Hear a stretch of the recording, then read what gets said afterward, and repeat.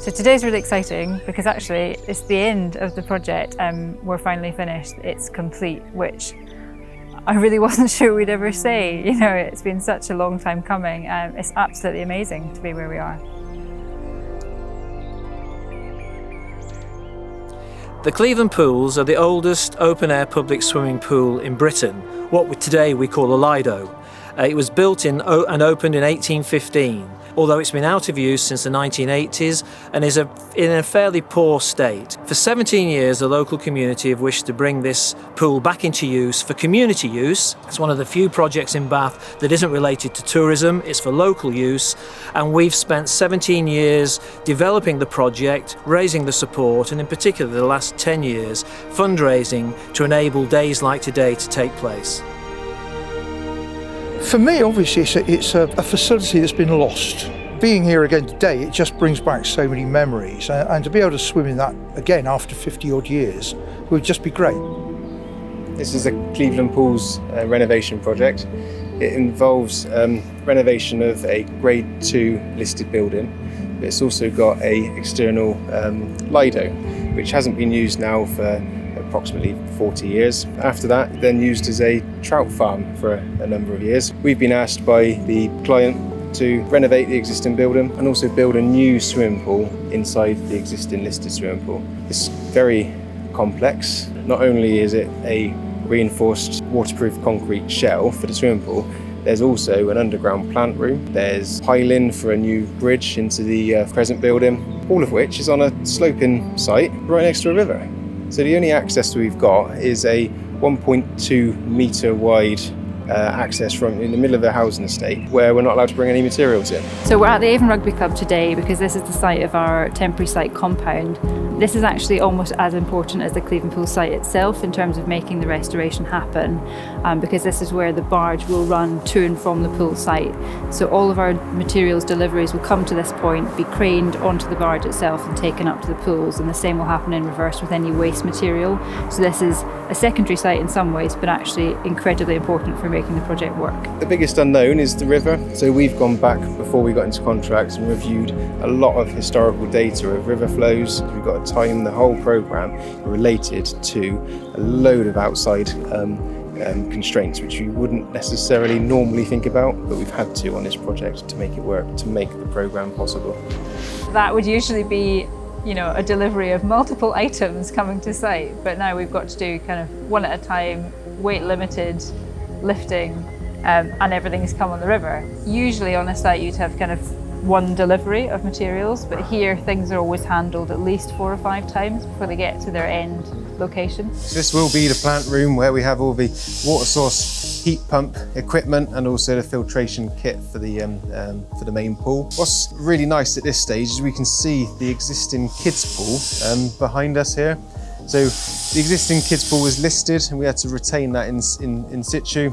We then screw piled to pin that existing wall up, whilst we then excavated beneath to form underpins to hold up that wall, whilst we then excavated and formed the plant room base. In front of that existing wall is now going to be the new reinforced concrete waterproof shell.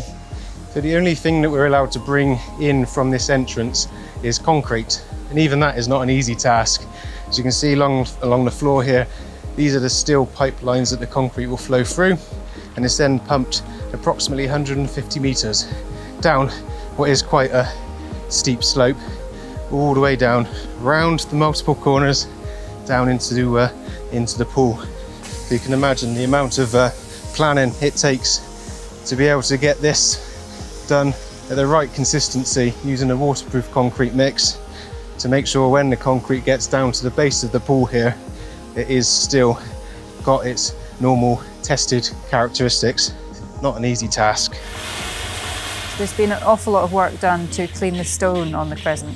And one of the nice things that we discovered, we had a feeling that there might be some numbers on the changing rooms, and one of them is partially visible, but you can see behind me that we've now got all of the original 12 changing rooms with their original numbers, which it's just a nice touch. That's the nice thing about this, is that there are generations worth of stories and we know a lot of them, and I'm fairly confident that We've now built something that will be, fit for generations to come. It just wants to get out into the community and just get this fascinating facility back into life.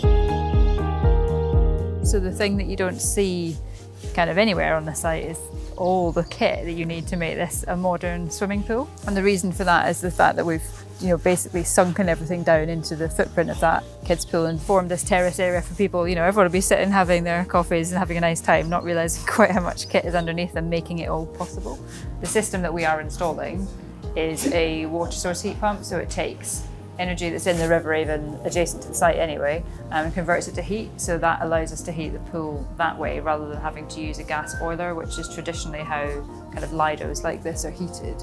It kind of transforms the project from being a heritage project that's all out there and visible and beautiful to something that's future-proofed, for the next generation. It's doing a renovation with innovative construction techniques and innovative materials and innovative processes. It's really good for renovation and conservation. So this has gone up 600 mil, is it, overall, because of the tree roots? I think that's the key, isn't it? Making sure this tree is healthy. Yeah, it's surviving. It's the right thing to do. Healthy. Yeah, great.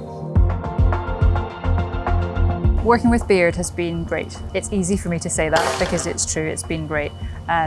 The site team here have made such an effort, particularly with the local residents. And Mark and Chris and all of the site team here have made a real effort to try to work with our nearby neighbours so that they understand what we're doing. It was nice because the first residents meeting we had, they actually welcomed Beard as neighbours into their neighbourhood, which was nice. And it was a nice start for the project to feel welcomed. This is great. The team have been so good at working with us.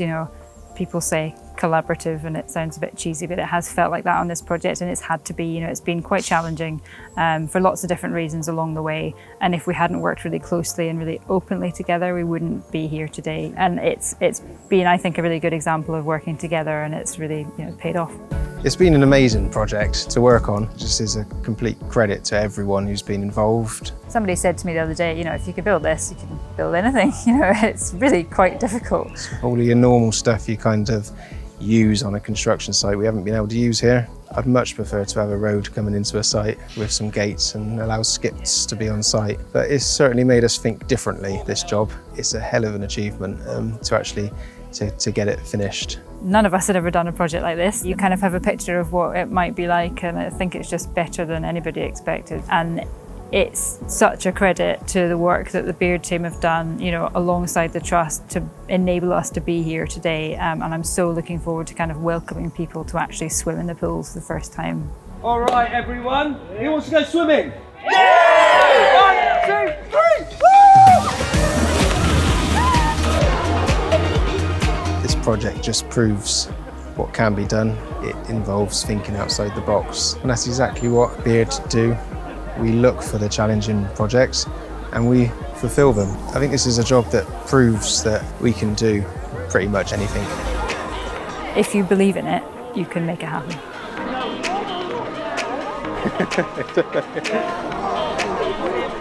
Whoa. The sun is shining. Yeah, it's brilliant.